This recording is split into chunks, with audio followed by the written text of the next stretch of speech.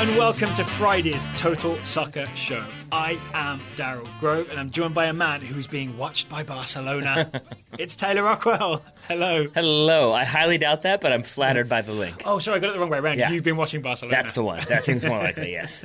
But there is a rumour today that Christian Pulisic, a young American at Dortmund, is being watched. Slightly more believable, Barcelona. but not that much more believable. Right, I think we looked into this. Thank you to Wendy Thomas for directing us to the story at Stars and Stripes FC.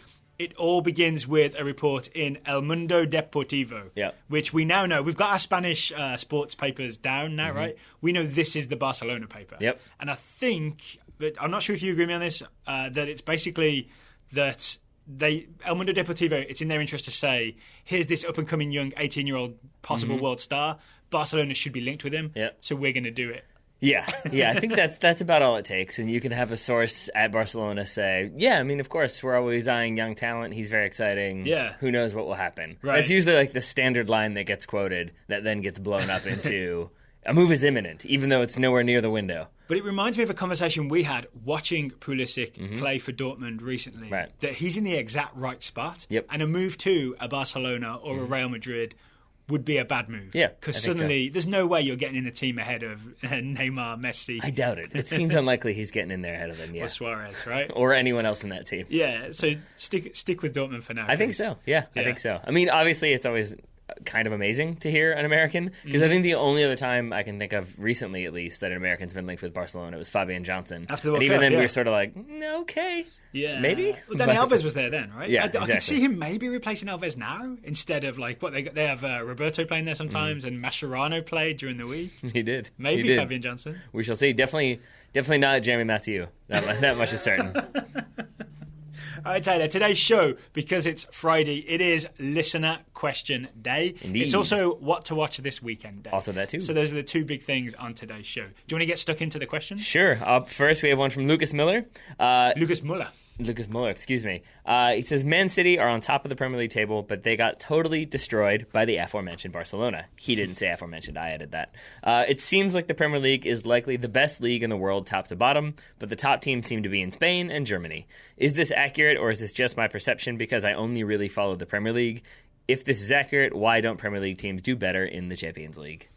I think it's accurate. I think Real Madrid, Barcelona, they're the top teams. Yep. I think Bayern Munich are also maybe there. And I don't think you can put an English team in that category. And I think watching Man City get destroyed by Barcelona 4-0 is it could be the prime example, right? Yeah, I think so. Yeah. I mean, I think so, but I think it is, the first thing I'll say is I think it's pretty cyclical, the way these things go. Because for what you just said, there was also a time in like 2007, 2008, comes most readily to mind for me, a Manchester United fan, because that's when like Man United went and beat Barcelona, and it was kind of a weekend Barcelona team. They beat Bayern Munich, and again, it was like not the Bayern Munich we know today. It was before Ribery, before Robin went there. Weren't there a bunch of English teams in the semi-final that year? Yeah, I mean, and the final was United-Chelsea. Yeah, and that year, and then it was Liverpool was the other one. Okay, but that is 2008, that is the past now, right? And the last time an English team was in the final and won it was 2012, I believe, when Chelsea won it against Bayern. Yeah, but I think what I mean to say is that at the time, these conversations were happening in reverse, where it was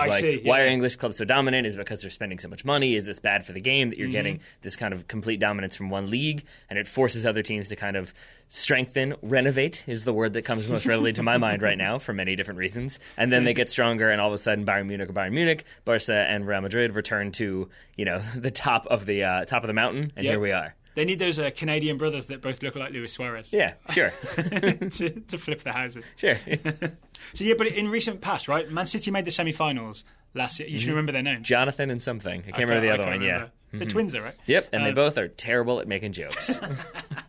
Man City made the semi-finals last year, but I've been looking back through the last 3 or 4 years. It's a lot of not all the English teams making it out of the group stage, and then a lot of teams like Arsenal going out in the round of 16 or the quarterfinals. Yeah, I mean, so it is definitely a downturn in English soccer in the Champions League. I believe you that it's coming back, because it is cyclical, and it will come back around. But why right now? What's the problem right now? First, I want to back it up by saying that, I mean, remember, there was like semi-legitimate concern that England were going to lose like that fourth Champions League spot because of how poorly they've been doing. I think not under the new Champions League rules, though, right? Where all the top leagues get guaranteed for spots. It'll be just fine. I think there's, like any kind of big pervasive problem, there are many different reasons, all of which are kind of linked, none of which are that easy to remedy. Okay. And the thing I'll start with is the fact that, I mean, if you go back to when United were in that Champions League final, that's Sir Alex Ferguson, who's been there for, decades. Yep. Nowadays, the only Premier League manager who's been there for decades is Arsene Wenger. Right. Outside of that, do you know the next, the longest tenured Premier League managers? Because they're not near the Champions League spots. They might be right now, but they won't finish there. Right, no, I don't know who. It's Sean Dyche and Eddie Howe. I mean, those are the two, and those are like 3.5 years and 4 years, and then I think Pochettino's in the top somewhere. But outside of that, it's so much turnover that I think managers come in, and the way the game is played, where you have sometimes it's high press, sometimes it's possession, sometimes it's defensive. Yeah. A coach, his system can be so different from the players he has that then if they're moving to a big club, they're going to spend a lot of money. It might not work. They might get fired, and then you're kind of constantly in transition where you don't know your best team. All right, but on the flip side, Real Madrid have changed managers, Barcelona have changed managers in semi-recent years. True. Atletico have been solid, right, with Diego Simeone. I feel like a lot of Atletico is Diego Simeone, yeah, right? But Bayern have been changing managers, right? There was Heinkes, Guardiola, Ancelotti. Yeah, and I think if you look at Guardiola's, and I'm not going to be able to quote it exactly, but his response to this loss for Man City was to say, Barcelona have been playing, that team has been playing for 13 years. They've been playing together. I see. So different coaches, but the same philosophy, more or less. Yeah. And I think there was I can't remember where I read it, forgive me, but there was a good point about, okay, that's fair. There's a good point just basically about how, you do have this huge Barcelona squad with all these young players, and they're very talented. But if I told you, if I asked you to pick their starting 11, you could pick their starting 11. Yeah. Or at least that front six. You would know exactly who it's going to be. You wouldn't have to think about it. Kind of the same thing for Madrid. Kind of the same thing for Bayern. Because there's so many attacking talents, but once they go out on that... Julian Green in my Bayern one, That's fair. But once they're on the field, you kind of know what they're going to do. Yeah. And so I think you don't necessarily have that same level of stability with Premier League clubs because of the fixture list, because I think a lot of managers prefer to rotate and try different things in the Champions League, and it leads to problems on the field. So is that the other thing? I honestly think the problem, one of the problems, is the English Premier League being more competitive, which on one hand is just they get lumps taken out of them week in, week out. The other thing is that it's not the same teams qualifying all the time, right? We can argue about how competitive La Liga is top to bottom, but you can't argue that it's not always Real Madrid, Barcelona, Atletico Madrid. At the moment, they're almost kind of guaranteed to make the Champions League, right? Whereas in England, you've got Leicester City there this year. You don't have Manchester United and Chelsea there right now. Exactly, In the past, in that 2008 period where English teams were dominating Europe, it was kind of guaranteed, right? That it was going to be definitely Man United, Chelsea, Arsenal, maybe Liverpool, right? That was it. Now there's 7 teams. You've got Spurs, Man City, Everton are pushing, Chelsea out of it, Liverpool in and out. It's really hard to always have your best teams in the Champions League. And then you've got some inexperienced English teams in the Champions League, right? Spurs don't have much Champions League experience. Man City are finally getting some.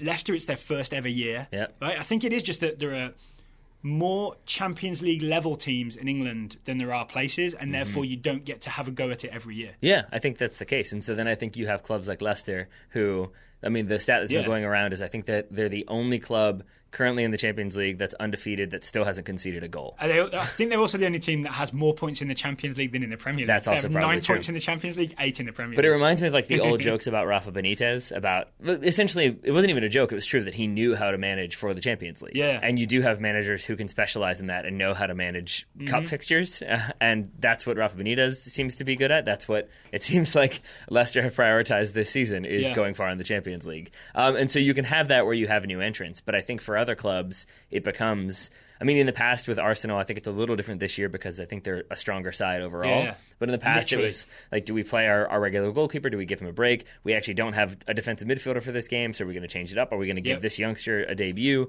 And they tend to try... I think Wenger tends to try different things that tend to blow up in his face. Yeah, and I also think they were kind of predictable in terms of the style they would play with the passing. Like Monaco figured it out a year or two ago, that kind of thing. I think Arsenal are maybe a little more flexible now. They can, for example, play Alexis Sanchez as that forward instead of Olivier Giroud, and it's a whole different look, right? Yeah, but then it becomes this weird, confusing, circuitous, I don't know which comes first, and it's all headache-inducing because, on the one hand, I would argue that it makes sense to go into these games that are going to be... you're going away to like random stadiums that you've never played in that could be incredibly hostile, that are difficult to play in. It's like, you can go 4 time zones and you have to adjust to that. So it makes sense to have kind of a stable, this is what we do. Here's our 4-2-3-1. Here's our 4-4-2, whatever. This is what we play. We're just going to execute our game plan. Yeah. But then you can argue, well, that's too static. Teams can adjust to that. Teams can expect for that. They can hunker down and kind of find the weak links in there. So then you can be like, well, then we're going to change it up. We're going to try different things. Then you go the way of Pep Guardiola, where maybe you go too far, and then you run into problems there too. So you have to kind of find that perfect balance. And I still think the biggest challenge with all that is that it works if you're playing Ludogorets, right? Didn't Arsenal win 6-0 against Ludogorets? And I'm sure Man City will knock some teams around, right? Although they struggled with with Celtic in the end. We'll see. But I'm mostly thinking of it's when the big English teams go literally up against the Barcelona's, Real Madrid's, Bayern Munich's. That's when there still seems to be this sort of slight elevation for those teams. And I think it really is right now. They just have the talent, right? If you looked, I don't remember if we talked about this on air, but Man City's front three, crazy impressive, right? Kevin De Bruyne, Raheem Sterling, Nolito. Those are 3 great players, but they're not Messi, Suarez, Neymar. It's next level. Next level. Same at Madrid, same at Bayern Munich. And because of that, I think because of that kind of the staying power of Barcelona, the attractiveness of Barcelona that does allow them to get kind of squad players and big free agents, or not free agents, big transfers, they're always going to be the team that you kind of have to adapt to. I think the same goes for Real Madrid. I think the same goes for Bayern as well. And we used to say it was when Xavi retires, that will change for Barcelona. Yeah, we were wrong. We were well wrong. And so with that, then, you're the team that's having to adapt. So you're going to play Barcelona knockout round. You have already rotated players, so you have some players who are familiar, some players who aren't. You have like a tough fixture list and a physical league. You've gone through the winter. Everyone else had the winter break. English teams have had to pound their way through Christmas and New Year and then play in the FA Cup. And so, for some teams, it's like the first year with a manager or the second year with a manager who's still trying to figure stuff out. Yeah. And so you can really run into those problems. Whereas Barcelona, they're coming off a break, because you're coming back in the knockout round in February. They're coming off a break. They know what their 11 is going to be. They can do what they want to do, and you're the team that has to adjust and try to make something happen. So before we move on, because we should get to the second question, here's my prediction. I think in the next 4 years or so, English teams will reassert more of a claim on Europe, in that they'll be getting more to there'll be more English teams in the quarterfinals and semi-finals, but they'll still struggle when they come up against the sort of the big 3 or 4 of Barca, Real, Bayern Munich, and I'm going to include Atletico Madrid as well, because they're just impossible to play against because Diego Simeone. Yeah, I think so. I think you're right. I think one more thing that I would like to say, though, is I did some research on this, and I did see a lot of people making the argument that, it's because the Premier League is a mercenary league and they're just bringing in these big players who don't necessarily care. They're just there for money. I don't agree with that. I think you hear constantly players. I mean, speaking as a Man United fan, the refrain I kept hearing was, that player doesn't actually want to sign for United because they don't have Champions League soccer. So I think the Champions League is such a big draw that I don't think it matters the nationality, and you don't have enough English players who are representing. I don't think that necessarily matters in the terms of this conversation. That's a different conversation to have. But here, I think it's more about everything that goes on behind the scenes, not necessarily players coming in and being like, "Oh, I'd rather be playing for Madrid," so it doesn't matter. So, what do you mean by behind the scenes? I mean, just everything we talked about managerial turnover, transfers coming in, trying to adjust for injuries, trying to adjust for the match you have next week, the match you just had last week. Turnover of the teams that are actually in the Champions League, right? Because it probably won't be Leicester City next year unless they keep this form up and win the Champions League. But I mean, and it is. I do think it's easy to kind of point it up, to blame it on this, and I think people would say that maybe we're being too lenient, but I mean, fixture congestion is a thing, and you're going to start to see those stories come out around Christmas about, Guardiola's going to lose his mind around Christmas. Yeah, Man City are probably going to, because they're probably still going to be in the league. Klopp was complaining last year.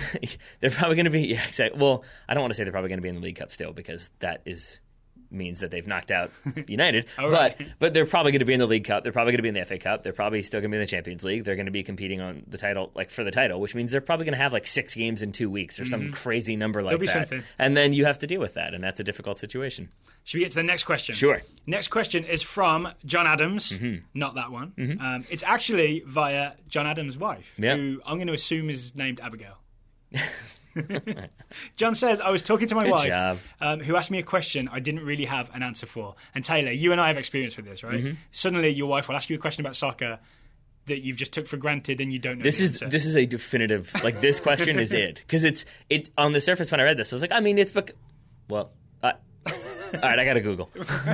So the question that John's wife asked was, how did teams decide their colours? For example, why are Spurs lily white and blue? John, and by proxy his wife, are Spurs fans, is what John says.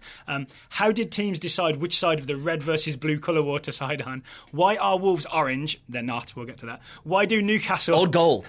Why do Newcastle dress like they've been convicted of something nefarious? And are Seattle Sounders neon green because of Xbox monies? Maybe you can touch on a few of these or the history of some of the more notable colour choices in soccer. Sure. Mrs. Adams, not that one, he says, is eagerly awaiting your insights, Taylor. Alrighty. Well, I've got two primary answers. Okay. Primary colours. Yeah, well, no, I don't know. I'm not sure. I would say the number one relates to available materials. Number two relates to being copycats. Okay. So why did teams choose their colours? Okay. So, for example, in the Victorian era, when a lot of these teams... like kind of either first formed or, formed in their original incarnation and then merged and then merged and then merged and then became this team. Yeah. They stuck with one color. And one thing that I saw kind of consistently discussed was that a lot of the clothing that would be worn for sports would be wool. Wool has like naturally water resistant properties, but a lot of the dyes of the day... Useful in England. Yeah. And a lot of the dyes of the day, though, would like eat away at that waterproof capability so that then... Like red, for example, wasn't a good color for wool because it would eat away. You lose that waterproof. Blue, however, for some reason, didn't have that effect. So a lot of teams opted for blue because they could wear that color and keep their waterproof wool on. So then you had a lot of blue teams forming. So that's one. The other thing that I kept seeing time and time again was this team wore white because this team wore white. So you'd research that team, and that team wore white because this team wore white, and it went all the way back. So to the Spurs question specifically, I think I read that Spurs chose white in sort of homage to the great Preston team. Correct. Preston North End were of 1888, 1889. Right, so this really big team back then who were doing really well. So they undefeated season that year. So they took the same colour. Right, and then you have other ones. So there was Corinthians was a British team, an English team, right? That Corinthians famously was the team that like played by the rules to a ridiculous degree. Like if they won a penalty kick, they would not take it because they didn't believe that the other team would deliberately foul them. Correct. Do you know what color they wore? I want to say red and black because then that's what the Brazilian Corinthians wear. No, they wore all white because do you know? Because they were angels. Well, maybe, but do you know who came over, watched them, and said that's the type of conduct that we want to reflect? That would be Real Madrid. Yes, and then Real Madrid wore white, became very famous, and then Leeds saw Real Madrid wear white and said we want to be like that. So in the 1960s, Leeds started wearing white because of Real Madrid. Okay. So you have a lot of that, and you'll hear more about. I mean, the other famous one is Juventus, where the black and white stripes they wear because of Notts County, the oldest professional club in the world. So here's another version of this story. Then the Notts County thing. It's not just about homage to Notts County. Right. It's about just using the available materials you have. Right. So imagine that like soccer starts in Britain, right? Then it is spread around Europe and around the world. So originally these teams in Europe are kind of ragtag, right? They don't have good funding or anything put together. So the story I read is that Juventus's first jerseys were, I think, pink and had different coloured shorts, right? That pink slowly faded, washed out. Suddenly they need new jerseys. They're desperate. There's not like, you can't go to soccer.com in 1890 or 1900 and put an order in, right? I immediately think of... State and Maine. Have you ever seen that movie with like Philip Seymour Hoffman and Alec Baldwin? They're filming this like period piece, and their only sponsor that they could get, their only commercial sponsor for the movie is a .com, and they have to find a way to fit a .com into like a like 1800s movie. They find a way. So, but you couldn't do that in real life in the 1800s. But what they did have was an Englishman on the Juventus team. I believe his name was John Savage, top of my head, because I read this last night. And his teammates asked him... That takes away the majesty a little bit. His teammates asked him... do you know anyone back home who could like send us some jerseys? He knew someone who was involved with Notts County, English team. They had a set of black and white striped jerseys that got sent over. Juventus were like, all right, these are our colours now. That'll work. Away we go. And then I can't remember if it was which team's 100th anniversary it was recently, but they played each other. Juve played Notts County recently. Yeah, that's why. It was for like a celebratory anniversary situation, but it was, because of that link. Similarly, when you're sticking with the black and white, and to John's question, Newcastle. Yes. So Newcastle were one of those teams. What I think was a common thread is one team would start out wearing red, one team would start out wearing white. So then they would merge, and then they would wear red jersey, white shorts. then they'd merge with another club who were black, and they'd wear red, white, and black socks, and they would change it around. Right. So Newcastle were one of those teams. There's like a West End and an East End team, from what I read. Yes, exactly. Yeah. And what tended to be the case, I guess, was despite the wool dye situation, a lot of teams did end up opting for red. So many so that you kept having jersey clashes. And from what I understand, Newcastle's was that it was a jersey clash. They were wearing red. The other team was wearing red. The only backups they had were black and white. They wore those. They won. They stuck with it. They still wear black and white today. So I read the same story, but I also read that part of it was that when these two teams merged, West End and East End, I think they were called, that they didn't want to have to choose one or the other. And the only thing that no one really recognised, but that they had access to, was this like pile of black and white jerseys that was like the change kit of one of the reserve teams. When the Bloods and the Crips inevitably merge, they'll wear black and white. Yeah, exactly. And that's why Newcastle United or purple, I guess, wear black and white. Yeah, and then the 1-9ers. There you go. So now we've got to talk about Wolves, because this is another version of it. So first of all, Wolves, not orange, or it has become orange, but officially it's old gold. So it was this sort of goldy colour. But I would say right now the jerseys are orange for some terrible, terrible reason. But the original reason that the Wolves jersey is that colour is because the town crest, it's now a city, but the town crest back in the day heavily features that colour, that old gold. So when they formed the team, they were sort of, all right, we'll use those colours to be our jersey. It's that simple. Yeah, so that kind of ties in with national teams then, right? Yeah. Where it's like basically your jersey reflects your flag. And I'm sure that's the story for a lot of teams in various parts of all over the world. That there'll be like a city crest, city flag. You'll pick a colour or a feature out of that, and you'll make that your jersey colour. Well, while we're on the subject of West Mid's teams, we'll stick with Villa for a second. Okay. Villa were the first club to wear claret and blue. Yeah. And apparently it was supposed to be like brown, but then it transformed into claret out of nowhere. This was like brown and blue. And then, again, they're a team that has a long, proud history. We're very good at the time. So clubs that were being found or founded at that. Was that a little needle? For a little bit. Then kind of wanted to mimic that, chose those colors. So as far as I understand it, West Ham, Burnley, basically any club that wears claret and blue, it's inspired by Aston Villa. All right. Good for you, Aston Villa. There you go. Yeah. Who else was on the list that John sent us? Seattle. Are Seattle Sounders neon green because Xbox monies? We're not sure, are we? We're not. But we looked back at... Didn't we pull up the old... I mean, Daryl, it's because it reflects the sound and the mountains and Cascade Shale and all of these things. Well, so I would love for Seattle Sounders fans to let us know.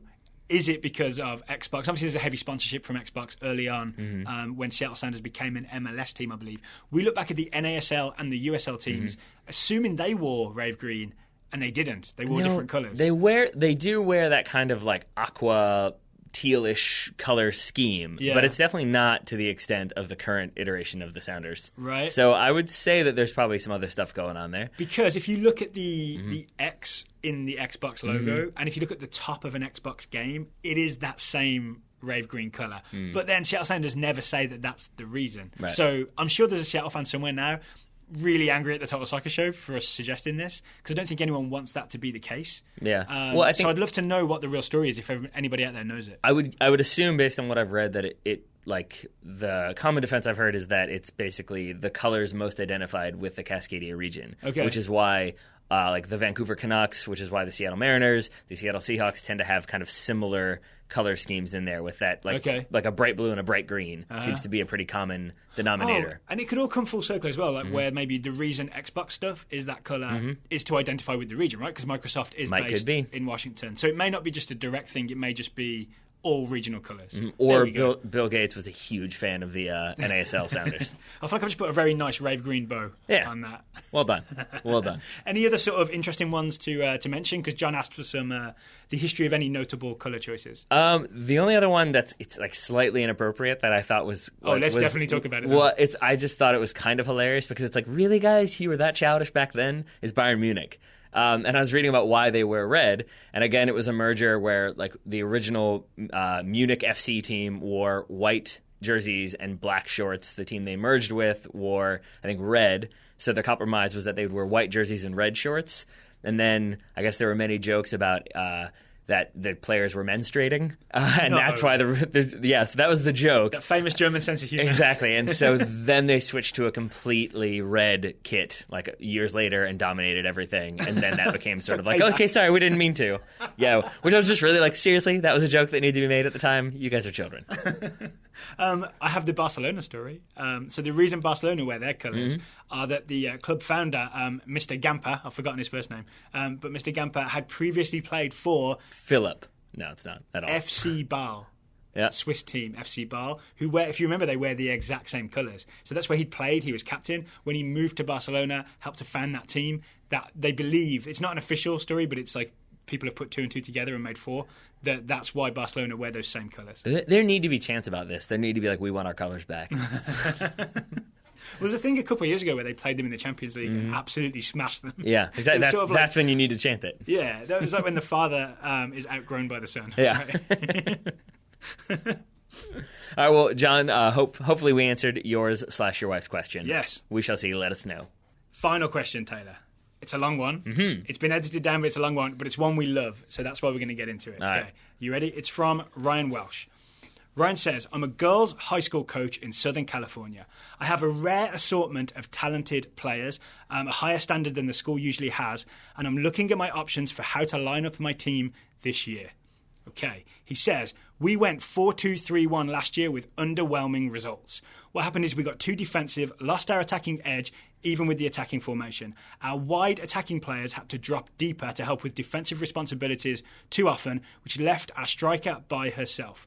This year, I've lost 3 key players, a central defensive midfielder to injury, a centre-back to a transfer, and another central defensive midfielder to graduation. So basically, I'm looking at a tactical overhaul. Mm-hmm. So Taylor, we're going to get the chance to help Ryan do a tactical overhaul of his high school team. Okay? Ryan says, I've toyed around with various formations and tactics as I gear up for this season, and I've found myself asking what formation would be best for a multiple striker situation, meaning he's trying to get as many strikers on the field as possible, right? I'm leaning 4-4-2, but I'm also interested in revisiting the 4-2-3-1 and pushing the wide players higher. I know you guys know zero about my team and my league, but assuming you had a squad of versatile young players, mostly sophomores and freshmen, what would you do? And then he ends with a bit of a note of frustration, saying, honestly, I feel like I'm coaching modern, beautiful soccer in a league where ugly soccer, brute physicality, undisciplined long balls, and antiquated stopper-sweeper defense prevails. Mm-hmm. Yep, that all sounds familiar to me. It sounds like high school soccer. Yep. Right. And Taylor, if you look to my right and your left, you'll see that earlier we were working on the chalkboard, and I think we figured a few things out. Yeah, well, I mean, first of all, that I think is what happens when you try to run a 4-2-3-1. A lot of times, the wide players get pushed back. It gets really defensive because those wide players drop back.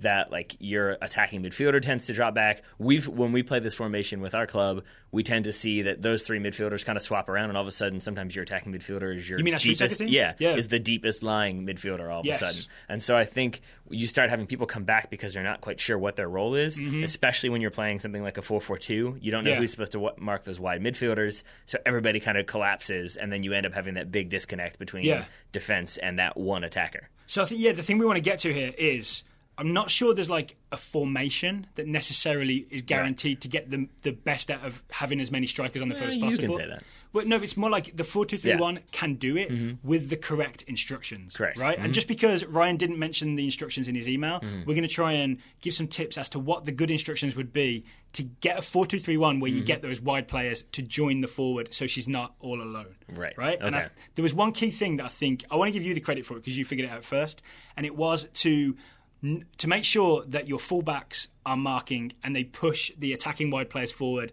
in that way. Right. So you can't just say to the attacking wide players, get forward.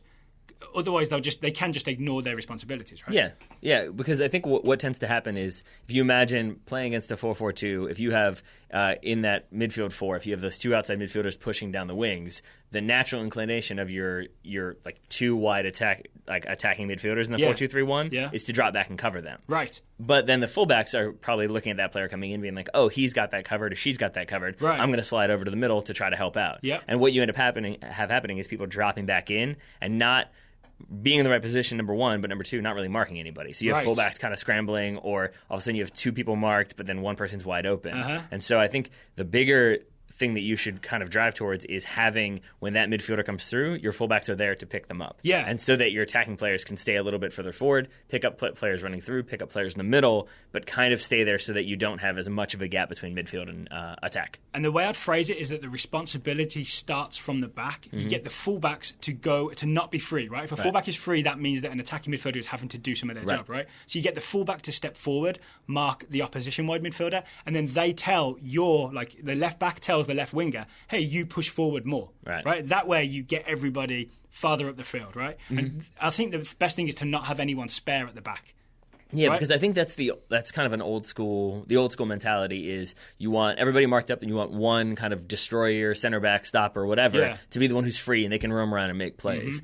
I think the more soccer we watch, the more soccer we play, I think having defenders free is a bad idea. Because it means somebody else is getting sucked in to do the job they would be doing, right? And it almost certainly means, on top of that then that player is going to go try to make plays, where if it's you, Mr. Grove, and you're the center back, I like having you in the middle of the field. You can control the defense. You can cut out anything coming through if there's a breakdown. But if you suddenly are like, oh, no one's open, but because that midfielder has dropped back, now their fullback is wide open, I'm going to sprint 20 yards to try to close down that fullback who now has the ball. All of a sudden, there's a gap behind you. Somebody can run into it. Yeah. There can be miscommunication. So I don't go wandering. Exactly. Don't go chasing fullback waterfalls. Yeah, exactly.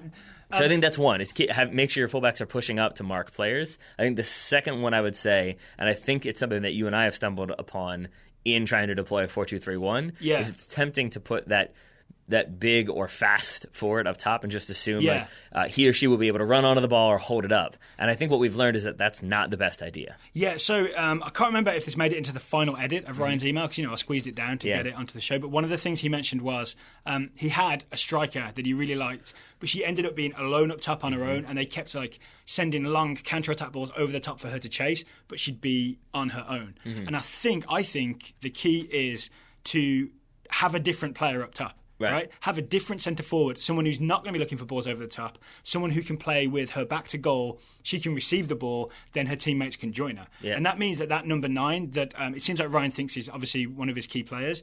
Maybe the key is to move her to the wing, maybe the right or left wing, but let her know that it's an attacking job. Right. And I think you can have a lot of success with that. I think you can, because I think the other point with what you're talking about that forward staying up top when she's waiting for the ball, is that when she's up by herself, sitting there waiting, you're going to get more and more frustrated. You're going to want to do something. Yeah. So when your team finally gets the ball back, you're going to look at it and be like, wait, they've committed numbers forward. Yes. And we see that every single time. It's the player makes that run and just screams for the ball and either is offside or doesn't get it. Now they're out of position. And so that's where I think then you have an even greater disconnect. And that's where I think it makes more sense to what you were talking about, is instead of having that player make diagonal runs or try to stretch the defense, is to kind of drop back and try to help possess the ball out of the back. Yes. All right. So that's a couple of things that could be done with that 4-2-3-1, right? Anything else in terms of maybe fixing that 4-2-3-1 to help Ryan with what he wants to do? Yeah, I think that you can prioritize having that central attacking midfielder in this is the one behind the striker. Exactly, in the 3, yeah.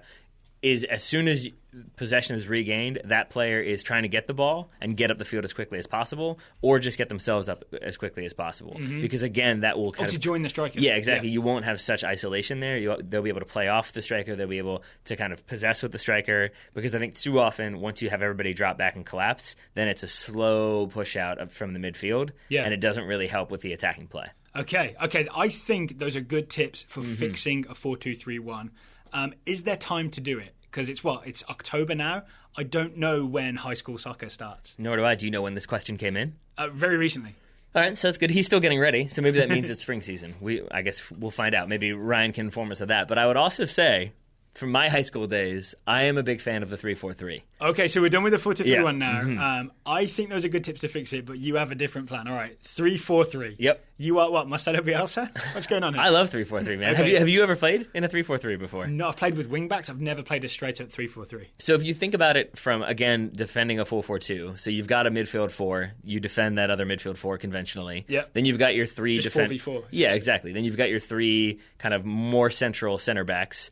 So then 2 of them can man or woman mark, and then you've got 1 free there to kind of step out if you want that to be the case, or sit deep and kind of patrol. And then that allows you to then have 3 forwards, stay forward, not drop back, not do much defensively. So there's just no defensive responsibility for the front 3? You've got to be the superior team in this situation, right? If you're the team that's up against it, like if you're playing the equivalent of Barcelona, even if you're Man City, 3-4-3 is risky, right? I suppose so. But I would say it also maybe, and I could be totally wrong here, but I would say from my memory, it fluctuates because if you are the dominant team, that attacking three, they can stay high because the team that isn't as good is going to keep their defenders back. I see. Because they're not going to want to send both fullbacks forward, and all of a sudden it's 3-on-2 up top. And then you have numbers already for the counter, provided you can withstand it. But then if they are a better team, then those forwards are going to drop back a little bit, and you are going to kind of collapse into a 3-6-1 almost defensively. But generally speaking, if you keep those forwards high, then you can have three players playing together up top. You have three defenders marking two. You've got midfield 4 versus midfield 4. I will say, so I've never played in a 3-4-3. I've played in a back three. My experiences with a back three, it helps to have quicker players back there because you've got to cover a lot of ground left and right and behind you. So if we're helping Ryan sort of figure out, because he says his players are versatile, right? Figuring out which players should go in there. Yeah. Would you agree with that it should be some of your faster players? I think it should be some of your faster players. I think it should be some of your more intelligent players when it comes to reading the game. Okay. And it should be the ones who can kind of work together as a unit. Because so maybe a talker in there Yeah, as well? because you've got to know when players are switching off, who needs to step when that offside line needs to push. I think it also helps to have a strong defense-minded midfielder, central midfielder in there. As part of the four. Yeah, to link play and to sort of be also like a player who can come back and break up play as well. Okay, so like a Samantha Mewes type? Yeah, sure. Okay, anything else? Anything else for Ryan? Nope. Hopefully some of that helped. And apologies to people who hate hearing about tactics. I don't think that's many of our listeners. Who knows? So Ryan, please let us know if any of that was helpful. If you have any follow-up questions, we'd be happy to answer via email or on the show, depending on how things go. But we'd especially like to know what happens with your team this season in Southern California. Speaking of things we would like to know, we also wanted to know what people are watching this weekend, and we got some responses. I put the call out on Twitter.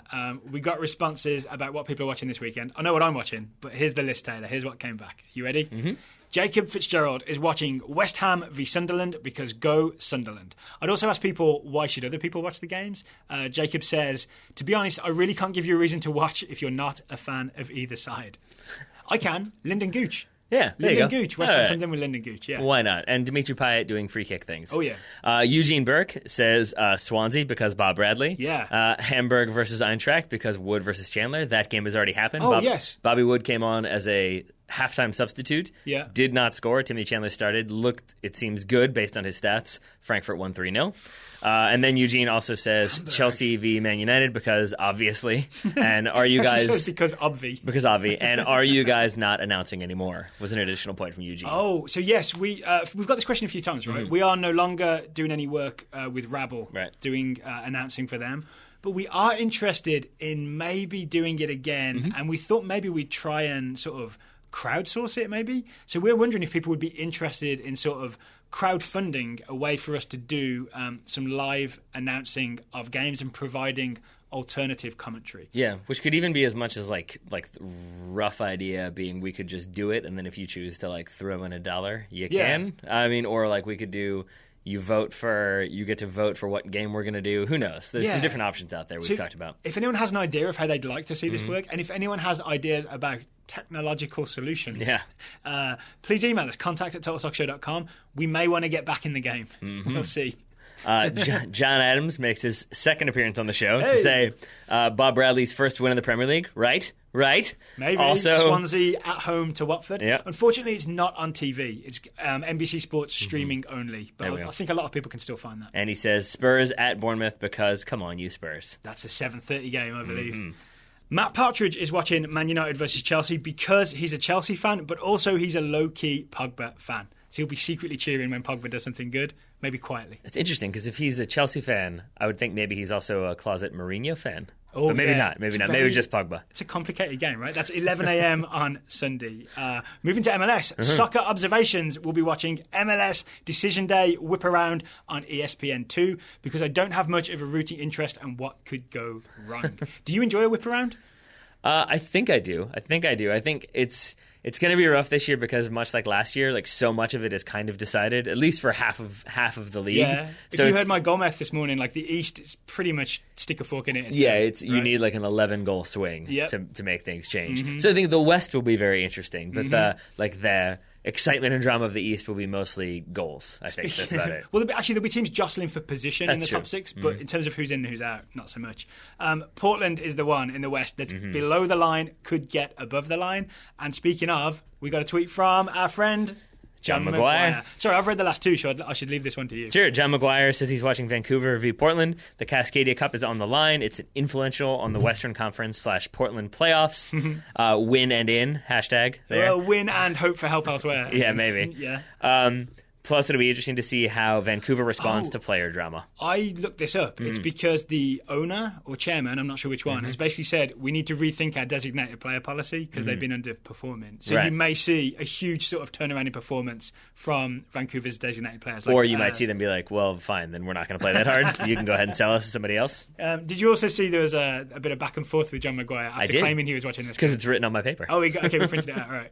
So Roscoe, who's also with the Portland Timbers, I believe, said John's actually going to miss that game because he's going duck hunting. To which John responded, I'll be watching on MLS Live and the ducks will fly unfettered for a few hours.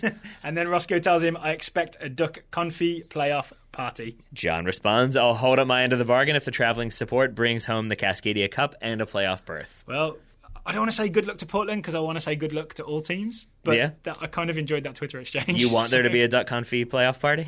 No, actually, I'm against ducks dying. So I'm pro Sporting KC this weekend. Okay. Elsewhere, Edward Ritter says he's going to be watching Red Bull New York 2 versus Swope Park Rangers because trophy. Do you know which trophy? I do. The USL trophy. Yeah. Mm-hmm. It's going to be on ESPNU. It'll be live on ESPNU if you want to watch that. Derek Etienne in action. Derek Etienne Jr. You are correct. Member of the Scouting Network, as well as like 4 other players, I think, in that game. Also in that Scouting Network. And Edward concludes with Swansea v Watford because America. Last but not least, FC Drunk will be watching FC Dallas at LA Galaxy. It's on Fox Sports 1. All those games kick off at 4 o'clock Eastern on Sunday. FC Drunk says because #shield goals and to see how Dallas function without Mauro Diaz prior to the playoffs. Yep. That is the question, right? Indeed. Dallas did just fine last night. Whether 'tis nobler in the mind. Dallas did just fine last night in the CONCACAF Champions League. Did you see this? They won 5-2. They are into the quarterfinals of the CONCACAF Champions League, along with Red Bulls and Vancouver. I was going to say, you know who didn't? Portland. Yeah. Yeah, no dice. Ousted in the group stage are Portland. And I guess if you are the gentleman that we just discussed, hopefully not ousted in the regular season. Final segment of the show, Mr. Grove, is the TSS Scouting Network. It certainly is. We have 1, 2, 3, 4, 5 scouting reports to bring to you today. If you choose to become a member of the Total Soccer Show Scouting Network, you can do so at the $5 level when you get a scout. At any level, you get a scout. At the $10 level, you get to ask. You get a scout, and you get to ask a listener question, which is what we just answered at the beginning of the show. And anyone can ask a listener question at contact@totalsoccershow.com. But if you are a $10 a month subscriber, we guarantee to answer one question a month. Correct. Provided the question is reasonable. But we guarantee to answer one question a month. Provided it's not like a 40-page research paper that ends in, what do you think? All right, so do you want to get to the scouting reports, Taylor? Sure. Would you like me to go first? Sure. All right. So, Scott, Eli, or Ellie, we don't know. Scott, please let us know. How should we be pronouncing your last name? He's scouting Leia Galton, 22-year-old English forward for the Sky Blue FC.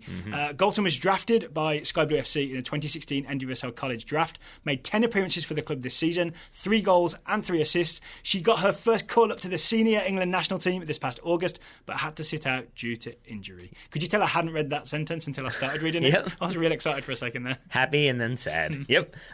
Happy news, though, comes from Kate Bochanek, scouting Timothy Fosu-Mensah. TFM. The 18-year-old Dutch-Ghanaian midfielder defender for Man United. There's now photo evidence of Fosu-Mensah signing a new deal, which means that it has to be true. The new contract keeps him at the club until 2020, and he celebrated by making a 15-minute cameo against Fenerbahce in the Europa League. Now I have an image of him coming on that game with like a party hat on. And I like just contract in hand, just running around. That's a bad idea. Don't do that.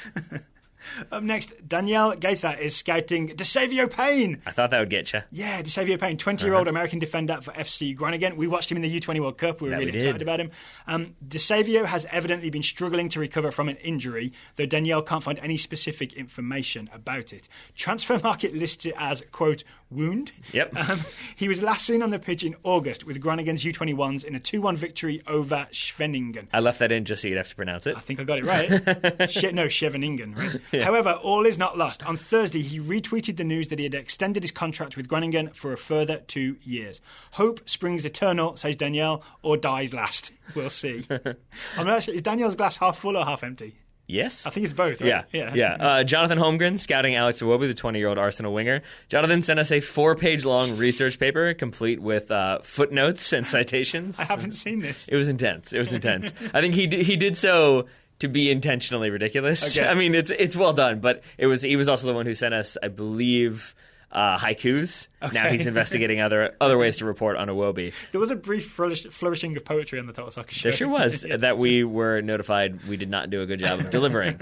The best bit of the 4-page-long research paper, in a recent interview on the Arsenal Weekly podcast, Iwobi mentioned that he sometimes has fans try to follow him when he drives and has had people ask him to autograph their hands. He described that as strange because, quote, "you're just going to wash your hands," end quote. Don't assume things, Alex Iwobi. That's exactly what Jonathan said. Don't assume things about hygiene. Final scouting report comes from Willie Reed, who is scouting Jesus Vallejo, the 19-year-old Spanish defender for Eintracht Frankfurt, whose name I believe I just pronounced correctly. Willie says Vallejo began the season as a backer. I'm going to guess Vallejo. But has since started in each of Frankfurt's last 5 Bundesliga matches. In that time, Vallejo has completed 90% of his passes while also averaging 3 long balls per game. Someone's been reading the stats, right? Yep. Which means he's better than Mats Hummels. Yeah, I think. Let's not get carried away. I'm not sure which one of those stats put him above Mats Hummels, but that's the way I'm choosing to read I'm that. going to say neither of them, but I like Willie's optimism. His glass is very much half full. No, he's statistically better in either the long balls per game or the pass completion percentage, but I think overall, maybe not better than Mats Hummels. I know which one I would take right now. So once again, if you would like to support the Total Soccer Show, you can do so at totalsoccershow.com/subscribe. If you've already done so and you would like to know who your player is, you're sick of waiting, you've got itchy feet, send us an email. Subject line, itchy feet. Let us know the type of player you would like to scout. We will get it to you as soon as we can. Please do, and thank you to all of the TSS Scouting Network members who have chosen to support the show. Thank you very much. Gerald Grove, we've talked about mini games that are happening this weekend. I'm curious what's happening with George Mendes FC. George Mendes FC. Yeah. I do not know who they're playing this weekend. They drew with Aston Villa last weekend, lost to Brighton in midweek. I haven't looked who they're playing this weekend. Do you know why? Why is that? Because I'll be busy packing my bags. Right, because you're going home. Yes. So I'm flying home to England on Monday. I'll be gone for like 12 days or so. It's gonna cramp our style a little bit. Slightly, yeah. So we haven't fully figured this out, if we're honest, but there still will be Total Soccer shows over the next 2 weeks. I'm thinking maybe there won't be 5 a week, though. Yeah, I think that's a safe thing to say. I want to spend some time with my family. I've got a new nephew to meet. I've actually got 2 new nephews to meet. Yeah. They're just popping up? They're popping up all over the West Midlands. Actually, in the same town. You've got a dog and a cone. You got to worry about that situation. My dog got a cone of shame this morning. Did. Oh, it's very sad. Yeah, so I think we're still going to aim to do like at least 3 shows thereabouts a week, and then maybe supplement that with some other interviews potentially. Or augment that, who knows. You going to do some interviews? Yeah, we'll see. Right. We'll see what happens. All right, so look out for more Total Soccer Show next week, but don't be surprised if there's a day without. All right, Tyler, thank you for taking the time to talk to me today. Right back at you, buddy. Listeners, thank you for listening. Ryan Welsh, best of luck. We'll be back next week with another Total Soccer Show.